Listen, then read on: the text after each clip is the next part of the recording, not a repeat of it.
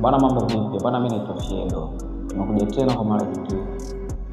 Bwana wakubwa, shikamoo, lakini machali, mambo vipi? Bwana, leo nataka tuzungumzie jambo moja muhimu sana ambalo tunachukua poa na watu wengi. Leo tunataka tuzungumzie watu ambao hawafai kuambatana nao kwenye maisha yako. Yaani watu ambao hutakiwi kuambatana nao kwenye maisha yako. Ni watu ambao wanaweza kukuchelewesha wewe kufika sehemu fulani, hizo kwenye mafanikio au kwenye mpango fulani. Hawa ni watu ambao wako kwenye maisha yetu na siku zote tunaishi nao, lakini watu hatari sana ambao hawafai kabisa tukaa nao kwenye maisha yetu. Mtu wa kwanza ambaye hafai kabisa kuwa kwenye maisha yetu ni mvivu. Yaani wewe kama una rafiki yako mvivu, unamshikaji mvivu, basi mtu hafai kabisa kwenye maisha yako. Unajua wavivu, kwanza neno uvivu ukiangalia ni neno ambalo ukisoma kutoka huko kwenda huko linasomeka na kutoka huko kwenda huko linasomeka. Of course neno fulani ambalo sio zuri. Sasa mvivu ndio mtu ambaye utakiwa kuambatana nao kwenye maisha. Yaani wavivu utakiwa kuambatana nao kwa sababu watakuchelewesha. Watakutia negative mengi ambayo yanakufanya wewe ufeli au uchelewe kufika sehemu fulani. Au mipango yenu itashindwa kwenda. Saa nyingine wale wanakuambukiza kwenda sehemu ambazo zitawafanya wavivu wakae wafurahi na vitu kama hivyo. Ndio maana mvivu ni mtu wa kwanza kutafuta sehemu ambapo kuna wavivu wenzie, kwenda kupata hizo sehemu, kwenda kufurahi. Ndio maana kujiji fulani. Hebu wafuatilia na kutoa wavivu wamejikusanya zile wamekaa hapo tuna enjoy, wanazungumza, kupiga story, uongo mwingi, kuteta watu na vitu vingi. Kama unafikia hapo mvivu, basi wewe mtu anza kumwacha leo. So mtu sahihi sana kwenye maisha. Kwa mvivu ni mtu ambaye hafai sana kwenye maisha. So mtu ambaye anatakiwa kuambatana nao. Na wavivu ni watu hatari sana hata kwenye taifa. Taifa lolote likitaka liendelee, basi lipate watu waamsha. Lakini mkisha kuwa na taifa lenye wavivu wengi, basi ni rahisi sana hilo taifa kutokuendelea. Wa Tanzania. Bwana, uvivu sio kitu kizuri. Kwa kama na rafiki yako mvivu, achana, anza kumtenga kwanza leo, kwa sababu ni mtu ambaye atakufelisha tu. Mvivu. Lakini mtu wa pili ambao utakiwa kuambatana naye kwenye maisha ni mtu anayependa kulalamika au marafiki wanaopenda kulalamika. Tunaita walalamishi. Kama na marafiki ambao muda mwingi sana wanatumia kulalamika. Yaani muda mwingi hata kumsalimia mambo vipi, anakuambia mambo fresh tu, lakini ndio kwa mwanangu life yenyewe la moto hii maisha magumu. Watu fulani ambao wanapenda sana kulalamika, ukikaa naye ni mtu ambaye anaweza kuletea orodha matatizo yake yote. Na saa nyingine unaweza kuona ni matatizo fulani ambayo yamekosa tu vitu vidogo tunaangetakilika, lakini anakuwa ni mtu ambaye anapenda sana kulalamika. Ni mtu kulalamika. Sasa mtu ukikaa naye anakuambukiza wewe, unakuwa na hizo tabia za kulalamika. Unapokuwa unalalamika, tafsiri ya mtu anayelalamika ni mtu ambaye anatafuta usaidizi. Anatafuta watu ambao watamwonea huruma. Ni mtu ambaye anajitengenezea mazingira ya huruma, aidha uhurumiwe na watu. Mbona sasa ukiwa ni mtu kulalamika, tafsiri yako unatafuta huruma kwa watu wakusaidia, watu kuonea huruma, watu sio kutetea na vitu kama hivyo. Sasa ukishakuwa na mtu ambaye analalamika, automatic tu anakutengenezea nguvu fulani ambayo inakufanya kama unastahili kuwa hapo ulipo. Yaani ni mtu ambaye wewe utakuwa hapo. Yaani matatizo au maisha yako unaishi ni sehemu tu. Yaani ni kitu ambacho unastahili, kumbe sio kitu. So kweli, yaani ni kitu ambacho hakitakiwi. Yaani kikaa na mtu anayelalamika lazima akutengenezee maisha fulani. Yaani kuna namna fulani kumuuliza na kwa chini, yaani ile kuamsha ile kufanya kazi kwa bidii au kupanga kutengeneza malengo yako, kufanya vitu kibao, unakuwa unayo nguvu. Kwa sababu unakuwa yaani umejihakikishia kwamba hiyo ni sehemu, hicho ni kitu chako. Yaani hao maisha ambayo unayaishi ni vile ulistahili kuishi. Hayo mambo analalamika. Yaani kama unafika na lalamika, anza kumwacha. Hao watu wa kulalamika watu ambao wanafurahisha sana. Tunakosa sana ile nguvu ya kujituma, nguvu ya kuamua, nguvu ya maamuzi, vitu vingi kwa sababu ya malalamiko. Kana mtu ambaye analalamika, lazima utakuwa mtu wa ajabu, lazima utabadilika. Kopi hiyo tabia, lazima ufanye. Maisha haiwezi kwenda kulalamika. Ni watu ambao wanatafuta sana uhalali wa vitu ambao wanavifanya. Hata mtu akikosea, akishindwa kufanya kitu fulani, anatengeneza kwa sababu ambao katazilisha, yani katatengeneza ukweli wa kile kitu ya mtu akitetea.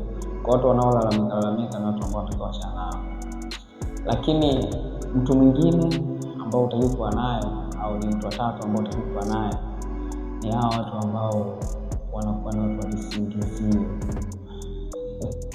Wazee wa visingizio.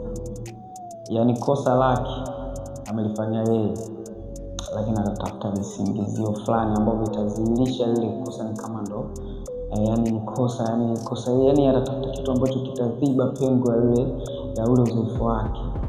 Lakini pia atatengeneza kitu ambacho kitamfanya kitu fulani ambacho nikifanya alistahili kufanya ni watu fulani visingizio. Hata kama labda kuna mchongo mnataka mkafanye sehemu bwana, saa 11 tuamke tuamshe popo tuenzetu kazini.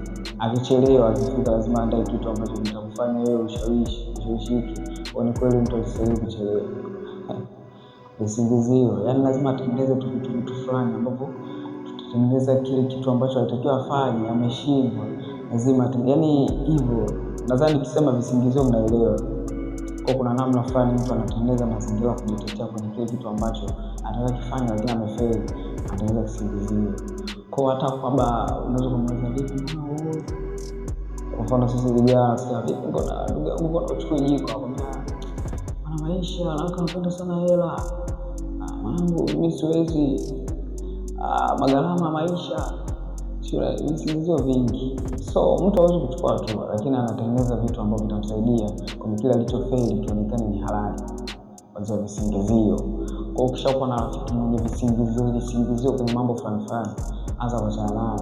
Wewe ni mtu ambaye atakutengenezea negative energy kwenye yani atakufanya uwe mtu dhaifu. Unakuwa mtu dhaifu. Kwa ukishakaa na mtu ambaye anatengeneza visingizio kwenye mambo fulani, anza kuachana naye kwa sababu ni mtu ambaye atakufanya uwe dhaifu.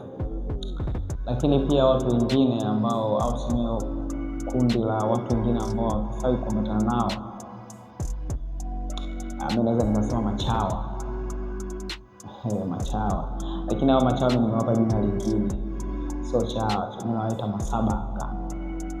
Bwana watu ni watu wabaya sana. Hakuna mtu mbaya kusema wote kazini, ofisini, kwenye mataasisi yote, marafiki watu tunaokuwa nao au watu tunaoishi nao kama machawa. Bwana machawa sio watu wazuri. Nadhani wengi mna baadhi ya mifano ya machawa, mnajua maisha yao. Na machawa wana sifa nyingi. Sifa ya kwanza ya chawa ni unafiki. Yaani chawa ni unafiki. Watu ni hatari. Yaani chawa akiwa na wewe saizi ni mtu mzuri sana. Ila akiondoka kishakaa na mtu mwingine kashabadilika. Anaanza kusema vibaya ambao ukashangaa mtu ndio yule. Kwa ni watu ambao wanaumiza mioyo ya watu sana. Machawa, wanafiki, ni wabaya hatari. Kama una rafiki ambao ana hizo viashiria vya unafiki, hiyo ni chawa, unaanza kuachana naye, hafai. Lakini pia machawa wana tabia fulani hivi ya kujibu maswali magumu kwa majibu rahisi. Yaani swali lote ukimuuliza chawa lazima atengeneze jibu muda huo. Hapo unakuwa ni jibu ambalo linakuwa linafanana na ukweli. Yaani usipotumia akili unaweza kusema mtu yuko sahihi lakini ni Mungu. Machawa. Machawa. Yaani machawa na hatari.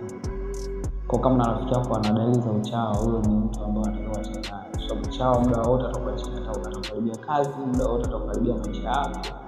Muda wote atakudhalilisha chawa. Chawa aka masabanga sio watu wazuri. Ni watu ambao wanaangalia sana maisha yao na sio maisha yako. Yaani chawa ni mtu ambaye yaani anaangalia sana maisha yake na sio maisha yako. Chawa hayuko tayari kukusaidia wewe, ila chawa yuko tayari kusaidiwa na wewe muda wote. Ndio machawa hivi. Kwa kama na rafiki mwenye viashiria vya uchawa, anza kuachana naye leo. Sababu anaweza kukuharibia maisha yako, anaweza kukudhalilisha. Lakini pia anaweza kufanya kukosa amani, ukajuta maisha yako. Kwa kama na rafiki ambaye ana tabia za uchawa, sabanga, anza kuachana naye. Kazini wako hivi sana. Unapofanya kazi hapo wanadili sana na mabosi. Akishakaa na bosi, wewe ndio bosi anamfanya Mungu mtu, alafu wewe unafanya takataka. Machawa wao sehemu nyingi sana, na taasisi hata vitu waona. machawa so toka nao. Kwa kama rafiki ana dalili za uchawa, achana naye. Na dalili utazijuaje? Ndio kama unafiki mwingi, uongo, wanajibu maswali magumu, wanajibu rahisi. Machawa hao ni watu ambao wanapenda kuzungumza, yaani wanapenda sana kusaidiwa wao, lakini kusaidia. Ni watu ambao wako tayari kusema vibaya ili mradi apate mafaida. Yaani yuko tayari kufanya chochote, yaani kufanyia chochote ili mradi yeye maisha yake yaende juu. Sasa huyo chawa anza kuachana naye. Kama una rafiki ambaye ana dalili za uchawa, anza kumkwepa, achana naye. Chawa. Lakini mtu mwingine au watu wengine ambao hawafai kabisa kuambatana nao kwa maisha yetu ni hawa watu ambao wanapenda sana kujibrand, yaani ni watu ambao wanapenda sana kufake maisha, yaani wanafake maisha. Unakuta ni mtu ambaye anataka kufanya vitu fulani ambao vitu vitamfanya aonekane ni mtu wa juu. Yaani ni mtu ambaye anataka labda aonekane na maisha mazuri, lakini saa nyingine hana maisha mazuri. Anataka aonekane na hela wakati hana hela. Anataka aonekane ana akili nyingi wakati akili hana. Anataka, yaani asilimia kubwa ni mtu ambaye ana fake, yaani yeye fake anafanya vitu katika mazingira ya kujionyesha kwamba yeye ni mtu fulani wakati sie. Ukiwa na rafiki ambaye ana fake maisha, mtu ambaye anataka kujiona yeye yuko juu kuliko wewe, mtu ambaye anataka kuwa zaidi ya wewe, mtu ambaye anataka yaani kila kitu anataka awe juu. Ni mtu ambaye ana uwezo wa kumponda mtu, kumdhalilisha mtu sehemu yoyote, wakati yaani anapayuka bila sababu maalum. Anaweza kusema vibaya sehemu yoyote ili mradi tu aonekane anakuponda wewe. Saa nyingine labda vitu vyako vizuri anataka akuharibie, yeye ndio anaonekana anafanya zaidi kuliko wewe.